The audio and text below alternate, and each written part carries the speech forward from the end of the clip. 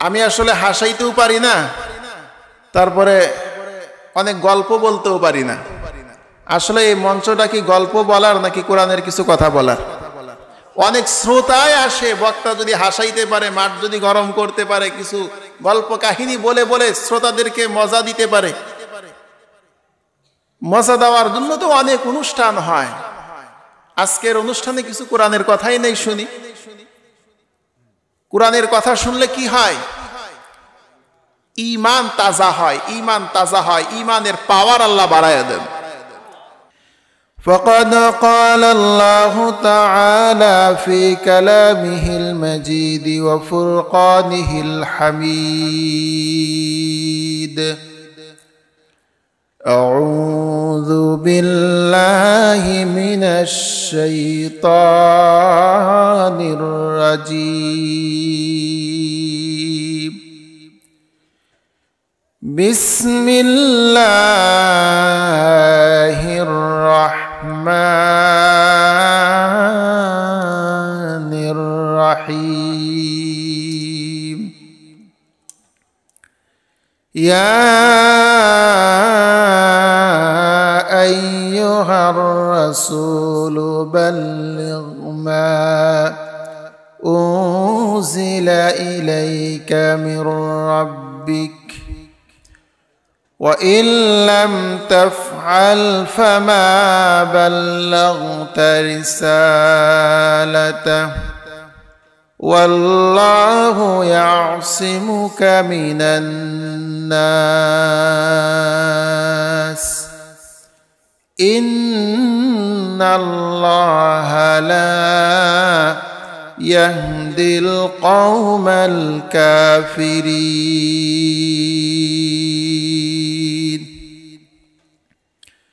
صدق الله مولانا العظيم.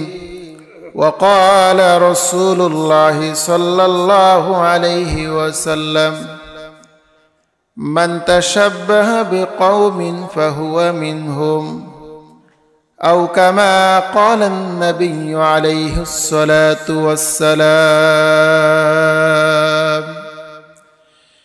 সকলে মুহাব্বতে দুরূদ ইব্রাহিম পড়ি। আল্লাহুম্মা সাল্লি আলা মুহাম্মাদিন ওয়া আলা আলি মুহাম্মাদ কামা সাল্লাইতা আলা ইব্রাহিম ওয়া আলা আলি ইব্রাহিম ইন্নাকা হামিদুম মাজিদ। اللهم بارك على محمد وعلى آل محمد كما باركت على إبراهيم وعلى آل إبراهيم إنك حميد مجيد. एही आरज़ू है, यही है तमन्ना,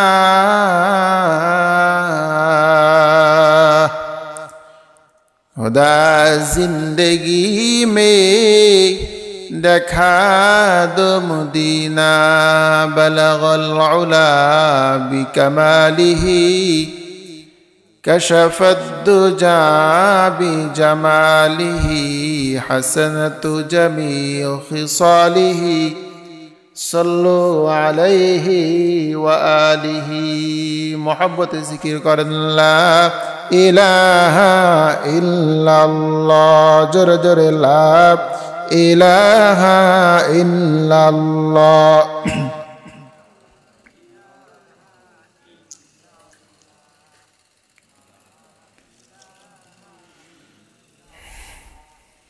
ला इलाहा इल्लल्लाह, ला इलाहा इल्लल्लाह।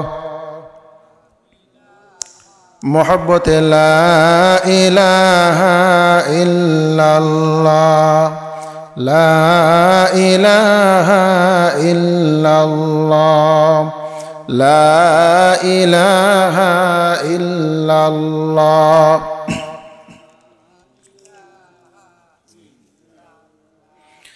লা ইলাহা ইল্লাল্লাহু মুহাম্মাদুর রাসূলুল্লাহ সাল্লাল্লাহু আলাইহি ওয়াসাল্লাম। আমার ভাইরা, কার জিকির করতেছিলাম আমরা? সকলে বলেন, কার জিকির করতেছিলাম? আল্লাহর সাথে আমাদের কোনো শত্রুতাই আছে? বিষয়টা কি এমন যে আমরা এক দলের, আল্লাহ আর এক দলের? আল্লাহর জন্য মহব্বত আছে? কার কার আল্লাহর জন্য মহব্বত আছে? আল্লাহু আকবার, আলহামদুলিল্লাহ হাত নামাই। তো মহব্বত এত বেশি যে আপনাদের জিকির করতে এত কষ্ট হলো, মনে হয় খুব অপরিচিত একজন ব্যক্তির নাম নিতেছে। কোনো মহব্বত নাই। মহব্বতের মানুষের নাম, মহব্বতের ব্যক্তির নাম মানুষ তো এত উদাসীন হয়ে নেয় না। দুনিয়াতে একটা নাম আছে, যে নাম ডাকলে মানুষ শান্তি পায়, যে নাম ডাকলে অন্তরের মধ্যে শান্তি আসে। দুনিয়ার কোনো কাজের মধ্যে শান্তি নেই, দুনিয়ার কোনো আসবাবের মধ্যে শান্তি নাই, শান্তি আছে এই নামের মধ্যে। আলা বিজিক্রিল্লাহি তাতমাইন্নুল কুলুব। আল্লাহু আল্লাহু কি যে মধুর নাম, আল্লাহু আল্লাহু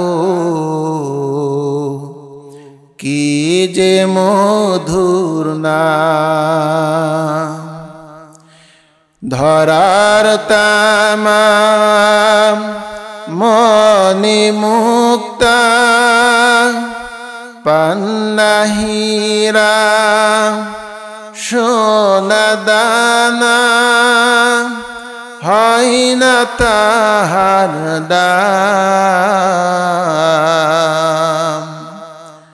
আল্লাহু আল্লাহু কি যে মধুর নাম। আকাশ বাতাস সাগর নদী গাই যে ও নাম নিরবধি। আকাশ বাতাস সাগর নদী গাই যে ও নাম নিরবধি। পাক পাখালি কণ্ঠে শুনি নিত্য অভিরাম। আল্লাহু আল্লাহু কি যে মধুর নাম। আল্লাহর নাম নিলে ভালো লাগে না খারাপ লাগে? গাইলে ও নাম সোহাগ ভরে নিত্য জোয়ার প্রেম সাগরে। গাইলে ও নাম সোহাগ ভরে নিত্য জোয়ার প্রেম সাগরে। গাইলে ও নাম মনের কাবায় ডাকলে ও নাম মনের কাবায় নাচে রক্ত ঘাম। আল্লাহু আল্লাহু কি যে মধুর নাম। এই নামের চেয়ে মধুর নাম পৃথিবীতে আর কোনটা আছে? আল্লাহ পাক রব্বুল আলামিন আমাদের সকলকে আল্লাহর আশেক বান্দা হিসেবে কবুল করুন। সকলে বলেন আমিন। বড় ঝোপনা মধ্যপাড়া যুব সংঘের উদ্যোগে দ্বিতীয় বার্ষিক ওয়াজ মাহফিল। উক্ত মাহফিলের সম্মানিত সভাপতি, প্রধান অতিথি, বিশেষ অতিথিবৃন্দ, মুআজ্জাজ হযরত উলামায়ে কেরাম, মুরব্বিয়ানে আজম, কলিজার টুকরা যুবক বন্ধুগণ, স্নেহের ছোট ভাইয়েরা,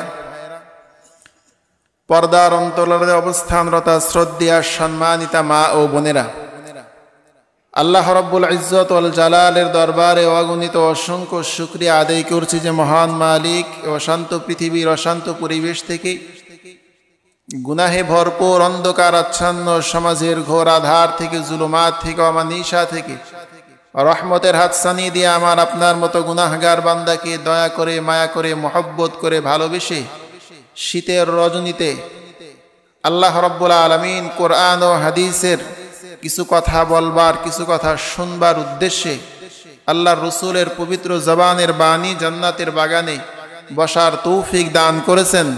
এজন্য আমরা খুশি না বেজার? আরো জোরে বলতে হবে, খুশি না বেজার? সেই রব্বে কারিমের দরবারে অন্তরের সবটুকু ভালোবাসা উজাড় করে দিয়ে শুকরিয়া আদায় করি। সকলে বলি আলহামদুলিল্লাহ। আরো জোরে বলি আলহামদুলিল্লাহ। আল্লাহ রাব্বুল আলামিন শুকরিয়া আদায় করলে খুশি হন। কি হন? শুকরিয়া আদায় করলে আল্লাহ পাক খুশি হয়। শুকরিয়া আদায় না করলে শয়তান খুশি হয়। শুকরিয়া আদায় করলে, আল্লাহর গোলামি করলে, আল্লাহর প্রশংসা করলে আল্লাহ খুশি হন। প্রশংসা না করলে শয়তান খুশি হয়। কাকে খুশি করব আমরা? সকলে জোরে বলেন, কাকে খুশি করব? মানুষ যখন আল্লাহর বেশি প্রশংসা করে, শয়তান তো আমাদেরকে অনবরত ধোঁকা দিয়ে, কুমন্ত্রণা দিয়ে আমাদের দ্বারা ভুল করায়, গুনাহ করায়, অপরাধ করায়। শয়তান আল্লাহর সঙ্গে চ্যালেঞ্জ করেছিল, আল্লাহ, যে বনি আদমের কারণে আমি জান্নাত থেকে বহিষ্কৃত হয়েছি, রাখো আল্লাহ, তোমার ইজ্জতের কসম, তোমার জাতের কসম, তোমার সত্তার কসম, তোমার ওই বান্দাদেরকে, ওই বনি আদমকে আমি পথভ্রষ্ট করতে থাকবো। তোমার ওই বান্দাদেরকে পথভ্রষ্ট করতেই থাকবো, করতেই থাকবো, করতেই থাকবো। কিয়ামত পর্যন্ত তোমার বান্দাদেরকে আমি বিপদগামী করব। আল্লাহ পাক রব্বুল আলামিন বলেন, শয়তান, আমিও একটা চ্যালেঞ্জ তোর সঙ্গে করলাম, আমার বান্দাদেরকে তুই পথভ্রষ্ট করতেই থাকবি, করতেই থাকবি, করতেই থাকবি। আর আমার চ্যালেঞ্জ, আমি আমার বান্দাদেরকে মাফ করতেই থাকবো, করতেই থাকবো, করতেই থাকবো। আল্লাহু আকবার বলেন। রব এমন দয়ালু একজন রব। আল্লাহ আমাদেরকে এত ভালোবাসেন। বান্দা সারাটি জীবন অন্যায় করেছে, অপরাধ করেছে, গুনাহ করেছে।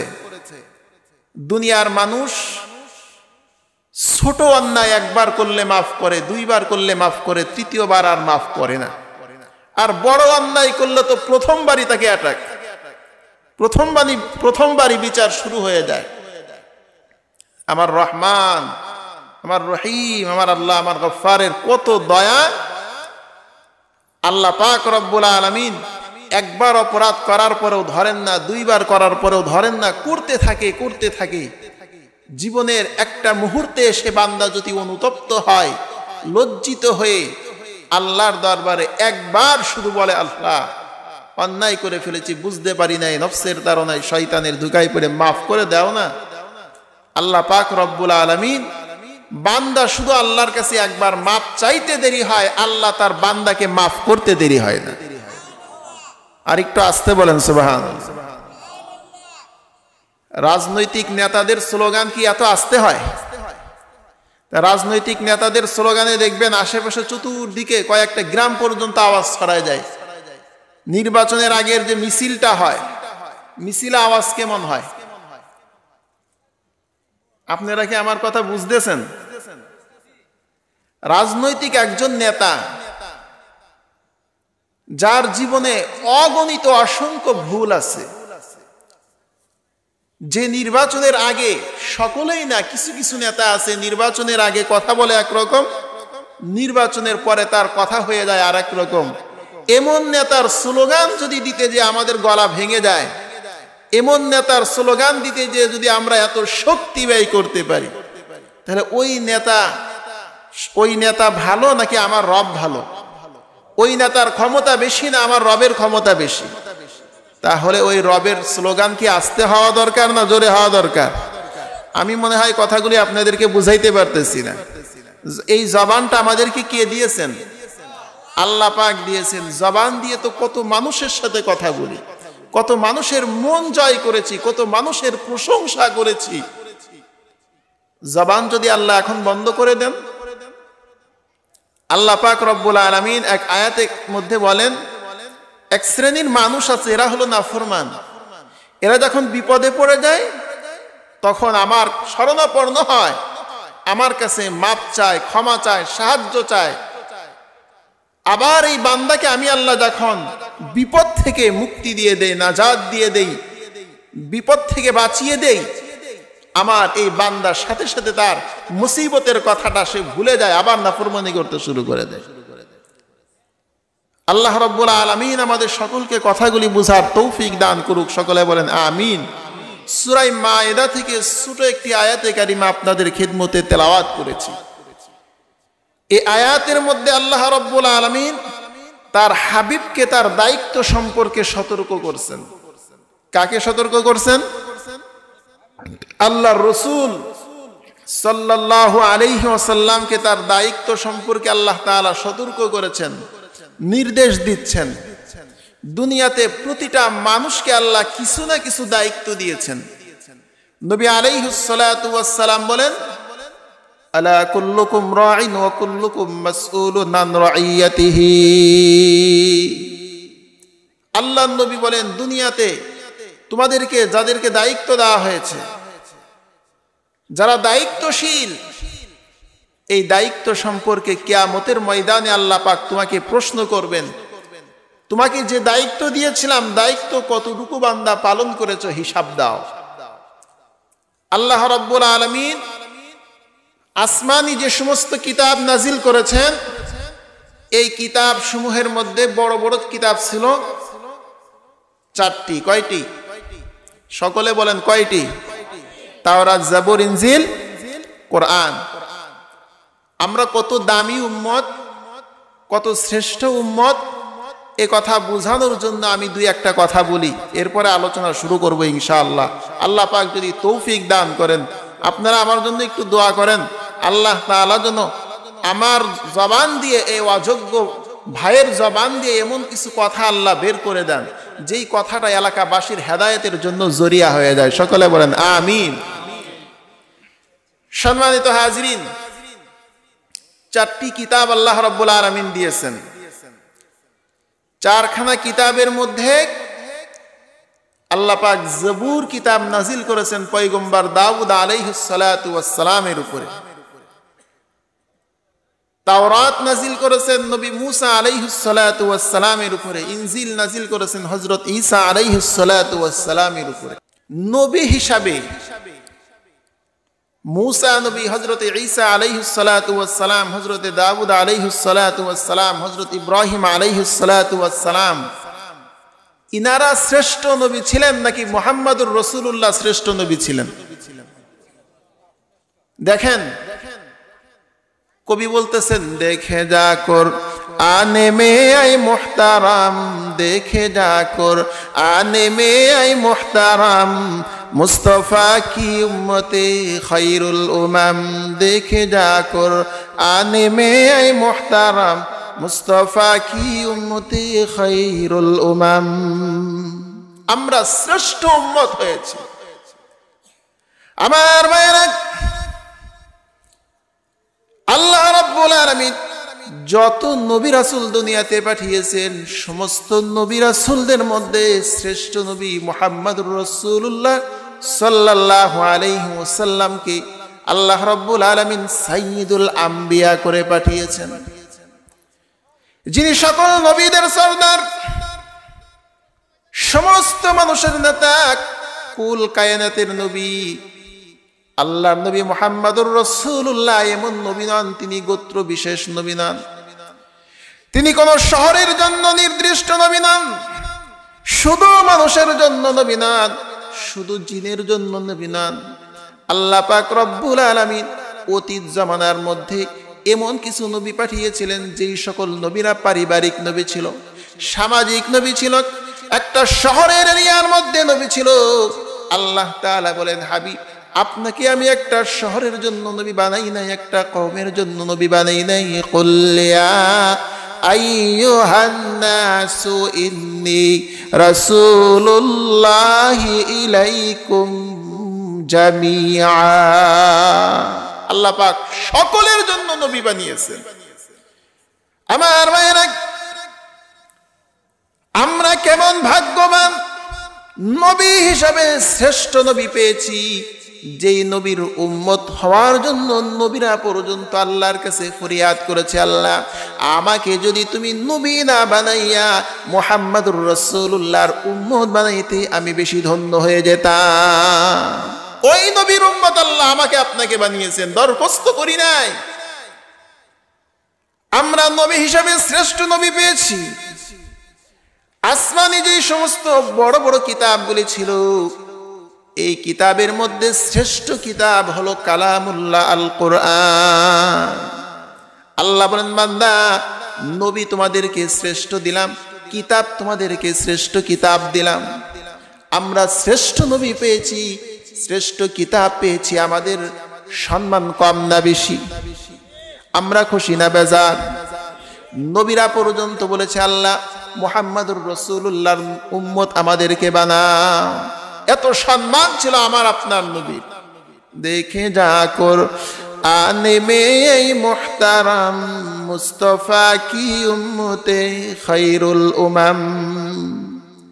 আল্লাহ রাব্বুল আলামিন আমার নবীর বরকতে নবীর উম্মত, শ্রেষ্ঠ নবীর উম্মতদেরকে আল্লাহ কি মর্যাদা দিয়েছেন।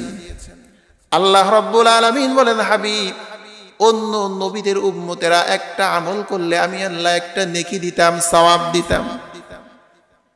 আপনার বরকতে আপনার উম্মতেরা একটা নেকি যদি কোনো বান্দা করে, একটা ভালো কাজ করে, আমি আল্লাহ একের বিনিময়ে আপনার উম্মতকে 10টা নেকি দান করব।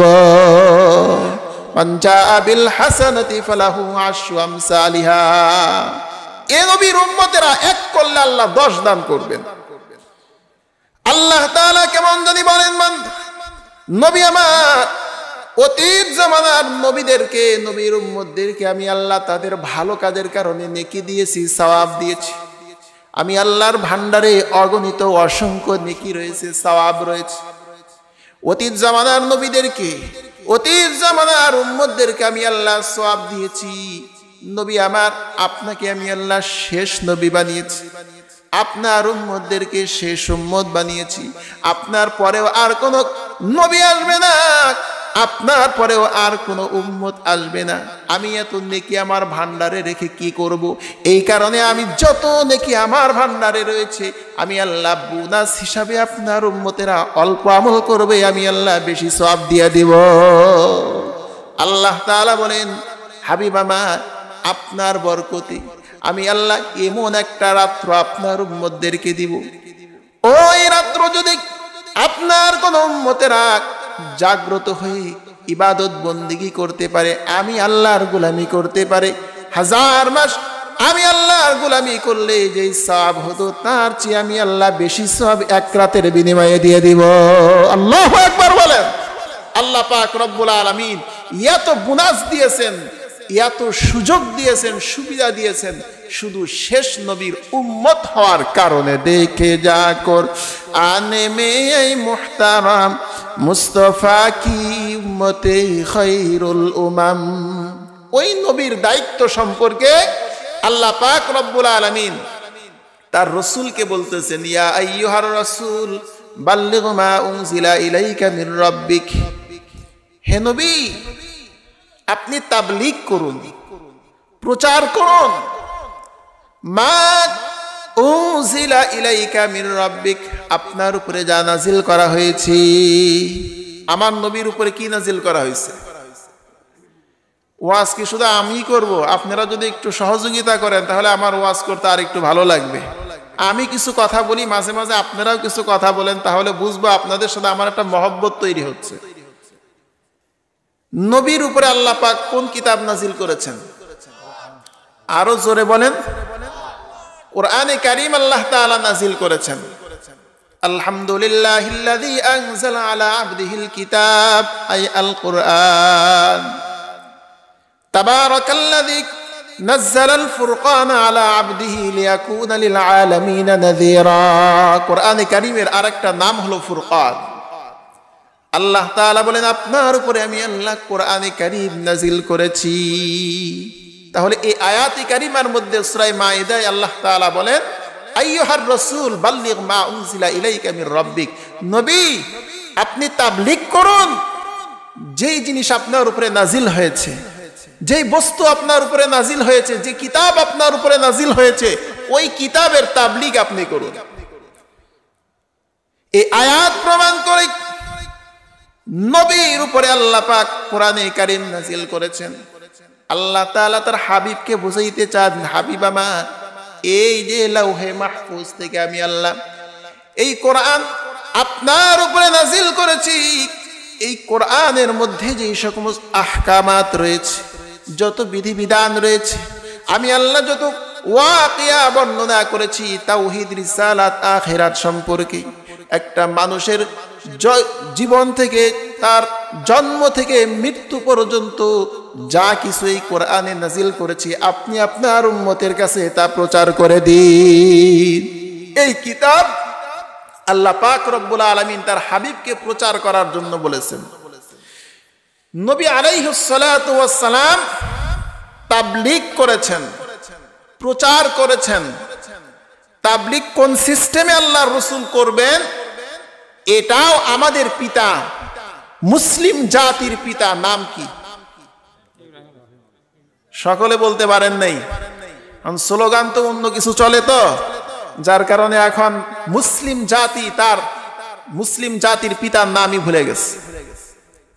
মিল্লাতা আবিকুম ইব্রাহিম। মুসলিম জাতির পিতার নাম কি? আরো যারা বলেন কে? অনেকে ভয় পায়, চিন্তা করে এখন তো এক নাম চলতেছে, আর এক নাম বলে কি বিপদে পড়বো নাকি?